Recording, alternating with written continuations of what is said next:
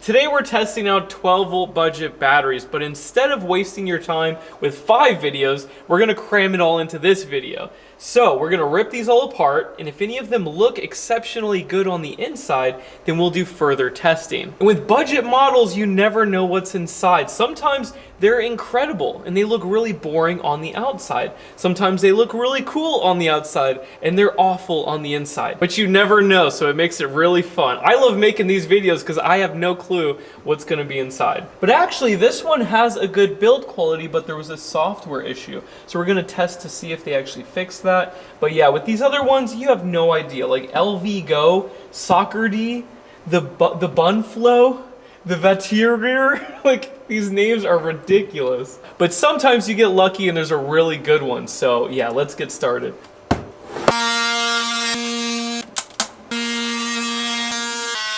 Oh, they actually fixed it. And the last one I received, this was not glued down and it wasn't turning on. So it looks like they glued all of these plugs finally. But it does look a bit sloppy, I must admit. But good battery nonetheless. This thing actually worked really well in my last video.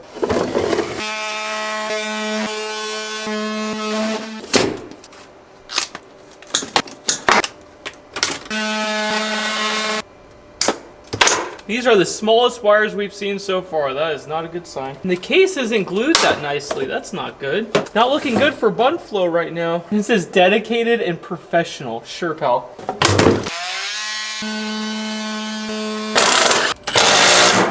What? This one's glued. It is not moving. They use thread locker or some type of glue on this electrical connection, and it's literally covering this entire lug. So that could absolutely cause problems. What in the world were they thinking? So Sokerdy, I wouldn't buy from them. Just knowing that is awful. That's not dielectric grease. That's not something else that we could use. That is thread locker, and it's obstructing the entire surface area of that electrical connection. Just awful. Yeah, this one looks really nice, actually. We might have to test this one, actually. This is like the same build quality as an SOK. Yeah, let's put this to the side. Yeah, this build quality is not the best, man. What the heck is this? This balance lead. They soldered it and then put glue? Is there only 2 cells? What is going on? So this should have 4 cells, but I'm seeing only 2 large ones. 3.3, 3.3. So there has to be 2 cells underneath these very long, strangely shaped cells.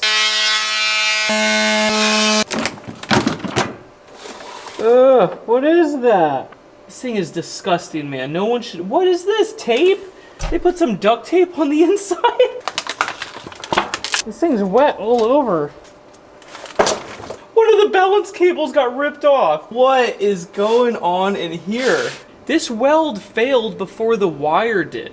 Everything else in this battery should rip apart, but not the welds on the bus bars. Absolutely not. There's no low temp switch, but we do have a high temperature switch right here. Oh, the BMS is a JBD. That's a good sign, actually. These are fantastic. And we have a separator material between these cells, but nothing between these cells.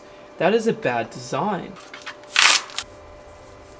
These are not bulging. It's just this one on this side. And that is pronounced. That looks awful. So it's bulging over here, but it's actually the whole cell is slightly bulging. Also, I think these are rewrapped, and then this tape is a different color blue than the ones on the side. Now, this battery is all bad, man. Everything on it. Actually, the welds up here look decent. They seem good. I think they have a good machine for this. But whatever they're using for the balance cable connection is garbage. Now to connect the cells on the bottom to the cells on top, you have this massive bus bar. What a strange design. Anyways, let's move on. Holy cow. Next up is the BunFloe. And these are 9-gauge conductors and they only have 2 of them. This is half the size of all the other batteries we are testing, which is a bad sign. Look at that Chinese craftsmanship. Wow. Oh gosh, what's this? We got a big glob of solder. Guys, check this out. We have a big glob of solder right next to a screw terminal. Why? Why would they do that? That's awful.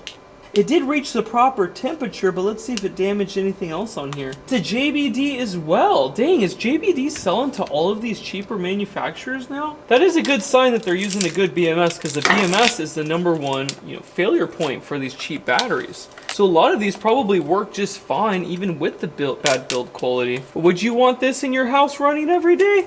Absolutely not. But JBD is a solid BMS. I do like them a lot. Most DIY builds are with those. The Overkill BMS is a JBD. Oh, a temperature sensor. We have to test this one. Now we're charging with 10 amps and I'm sticking the temperature sensor in the ice. And I don't think it's working. It's been like 10 minutes now. It's in the ice block now. This triggers any sensor if it's programmed correctly. Yeah, that should have triggered it. Oh, there we go. Why did the ice not do it though? That's strange. The threshold might not be correct actually. Now let's heat it up. And it works. Okay, let's try it with ice one more time. We should be able to trigger it with this. We have found a lot of BMSs that were programmed incorrectly, so if it doesn't pass this test, you need to change the software. Sometimes it might be -20 degrees, and that's actually the discharge temperature. They read it off the spec sheet, and then they program it in there thinking that that's the right threshold, when it's actually wrong, because the ice is not triggering it. Give it one more shot with this ice. Yeah, it's not working. It's not programmed correctly. You need to program it for 0 degrees Celsius or 32 degrees Fahrenheit. What a bummer. That makes this useless. You do not want to charge at a temperature below that. Oh, this looks nice. Oh, no, it doesn't. Oh, look at these solder joints. What are they thinking? This is not what you want for your balance lead connection. That is awful. Oh, what is this? These are some huge globs. What the heck? You guys can't afford some lugs?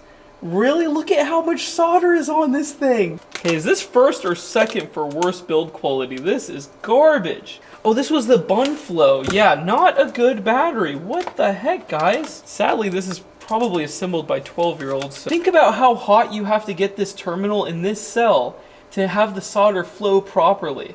I mean, it did get to the proper temperature, but at the expense of the cell. This is why we weld them like this. This looks perfect. This does not. I haven't seen a glob of solder on a cell terminal for like that in a long time. And the balance lead is just shoved into this glob of solder. They probably had helping hands, stuck it all on there, got it super hot, and just dumped it with solder. That is crazy. Anyways, moving on. I do not recommend this company, BunFloe. These overpressure relief valves are covered by tape. They just do not care. All right, let's move on. Vatrer. Okay, this is way better than the last batteries.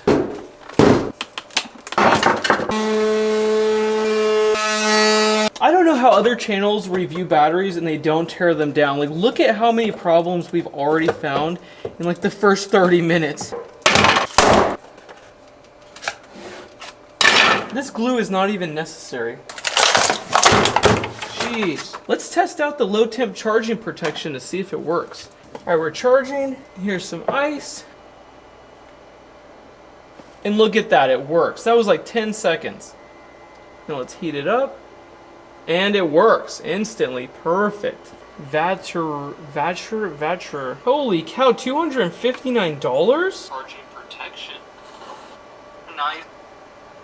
And for the build quality on this thing used to be atrocious. And they used to cost more. And now they're cheaper with better build quality. That's crazy. Yeah, this thing was garbage previously. This one used to be as bad as all the others. Now it looks like a LiFePO4, but it has low temp charging protection. Yeah, they used to solder all the connections on the BMS. It used to be awful. But the low temperature charging protection did work on the older one. It was just the build quality that was really bad. But now, this is as good as a LiFePO4, so I'm actually impressed. Let's see if they have a website. And they do! Vatrer? So yeah, I'll have links below for this one. This is really cool. They have actually a lot of models on here, different sizes. Connections look really good too. Everything about this thing. But the overpressure relief valves, this one is blocked, and these are halfway blocked. Actually, these look like the cells that LiFePO4 uses. I wonder if it's the same manufacturer, because this build quality is almost the same. Even this little protection thing right here for the balance lead Very similar to a lifetime battery. Or lead time. I'm supposed to call it lead time. It drives me nuts how they make up these silly little names. Oh no! This one looks really nice, but I only see a thermo switch for high temperature disconnect only. And they extended these leads with wires? That's a lot of work. Is there no low temp sensor anywhere? Oh my gosh, no way. You won't believe it, but I don't see it. Yeah, this one triggers at 70 degrees Celsius. I don't see a low temp sensor. Let's see if there's wires I'm missing on the BMS. There's nothing. These things are getting so cheap that there's no excuse not to have low temp charging protection. You can just buy a lead time instead. Oh, their website's awful. Look at how their font is like not mobile friendly. All right, 12 volt, here we go. Temperature sensors to protect battery from extremal temperatures. Did you guys not read the text on your own website? There are so many errors here, it's ridiculous. This is a placeholder text. To change this content, double click on the element, click change content. You guys really gave it no effort, did you? And there's no pictures loading up here. Oh, here's the exact model. Oh, this one loaded. That might work now. 2 temperature sensors against extreme high temperatures. Extreme low temperature protection is invalid for emergency and necessity consideration in this version. God, you guys need to rewrite this. But it is optional in customized version, so they can add it to this. But it doesn't come with it, is what I'm reading here. Alright, I've seen enough. Let's move on. I don't think you should buy this. This website, man. There's just too many red flags here. You guys almost got it. It looks pretty good, like all this. But are they $469 nice? I don't think so. Alright, let's put this back together. A good gate opener battery, though. So the other batteries I wouldn't touch ever, but the Bogar V, they did fix the problem. And this one was fantastic. The build quality inside was really exceptional. And I wonder if it's a lead time battery inside because it's very similar in a lot of ways. But the other batteries are not to be considered. Those things are complete garbage. I hope you had a fun time tearing these apart with me. And yeah, we had lots of surprises this time, especially those big globs of solder on multiple batteries. So yeah, I will see you in the next video and thank you so much. Also, I'll have links below if you do need a 12 volt battery that works well. Get the lead time. I have a bunch of links below. We've torn apart like 10 of them at this point, and they're fantastic for 12 volt systems. And then I also have other recommendations for larger systems on my website, so I'll have a link below. So yeah, I will see you in the next video, and thank you so much for watching. Bye.